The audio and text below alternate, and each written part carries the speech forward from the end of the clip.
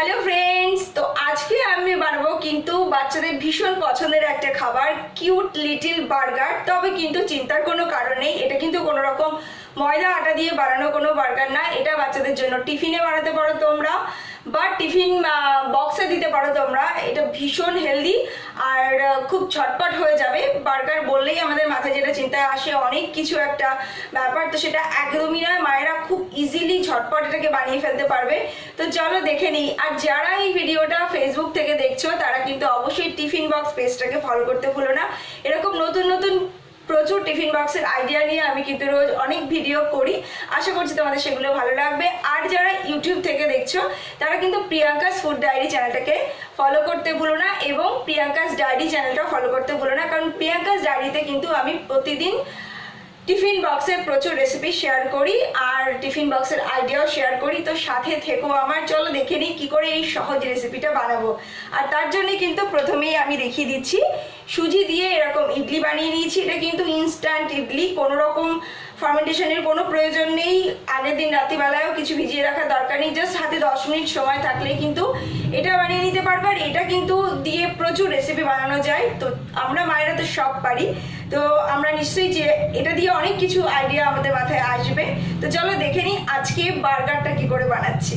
তো চলো শুরু করা যাক। প্রথমেই আমি ইডলিগুলোকে কেটে নেব স্লাইস করে, যাতে একটা বার্গারের মতন রূপ দিতে পারি আমরা এটাকে। আর সুজি দিয়ে আর টক দই দিয়ে আমি কিন্তু এই ইডলিগুলো বানিয়েছি। খুব ইজি, আমি অনেক ভিডিওতে এগুলো করে দেখিয়েছি তোমাদেরকে।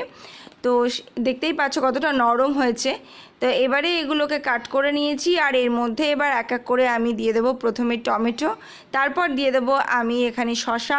এর উপর কিন্তু চাইলে তোমরা তোমাদের ইচ্ছা মতো লিটুস পাতা বা একটু পনির বা অন্য যে কোনো কিছু তোমাদের বাচ্চাদের পছন্দ মতন ব্যবহার করতেই পারো। একটু আলু দিয়ে দিতে পারো।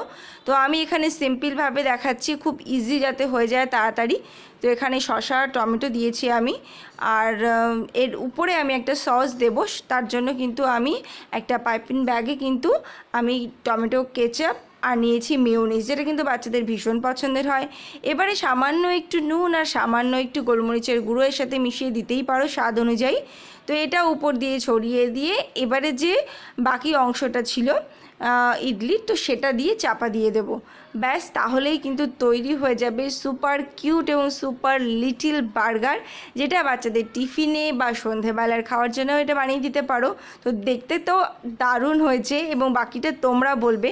আর যাতে এটা নড়ে না যায়, খুলে না যায়, তার জন্য এখানে একটা টুথপিক লাগিয়ে দিচ্ছি আমি, যাতে খুব সুন্দর করে এটা থাকে। আর বাচ্চারা যখন টিফিন বক্স ওপেন করবে তখন যেন ওরা এই কিউট খাবারগুলো দেখে ভীষণ খুশি হয়। তো তোমাদের কেমন লাগলো?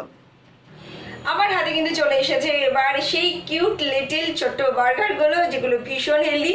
তো এটা ভালো লাগলে কিন্তু অবশ্যই সাথে দেখো একটা লাইক করতে ভুলো না।